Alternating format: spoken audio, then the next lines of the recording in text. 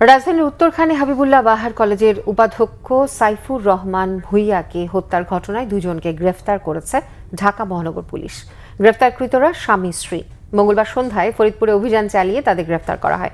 Police জানিয়েছে, যৌন নিপীড়নের প্রতিবাদে সাইফুর রহমানকে হত্যা করা হয়েছে বলে অভিযুক্তরা প্রাথমিক জিজ্ঞাসাবাদে জানিয়েছে। সংবাদ সম্মেলনে ডিএমপির উত্তরা বিভাগের উপ পুলিশ কমিশনার মহিদুল ইসলাম জানান, নাজিম রূপা দম্পতি হত্যার স্বীকারোক্তি দিয়েছে। ঘটনার পরিক্রমায় হাবিবুল্লাহ বাহার কলেজের শিক্ষকের বাসায় আশ্রয় নিয়েছিলেন তারা। সেই সুযোগে বিভিন্ন সময়ে সাইফুর রহমান রূপাকে যৌন হয়রানির চেষ্টা করে বলে অভিযোগ তাদের। এছাড়াও নানাভাবে হুমকি দিয়েও তাদেরকে নির্যাতনের অভিযোগ করেছে এই দম্পতি। পুলিশ আরও জানায়, 9 মার্চ রাতে আবারও রূপার শ্লীলতাহানির চেষ্টার সময় স্বামী নাজিম টের পাওয়ায় ওই দম্পতি মিলে ধারালো অস্ত্র দিয়ে সাইফুলকে আঘাত করে পালিয়ে যায়। চিকিৎসাধীন অবস্থায় 10 মার্চ রাজধানীর একটি হাসপাতালে মারা যান সাইফুর রহমান। তাদের কাছ থেকে ধারালো অস্ত্র উদ্ধার করা হয়েছে।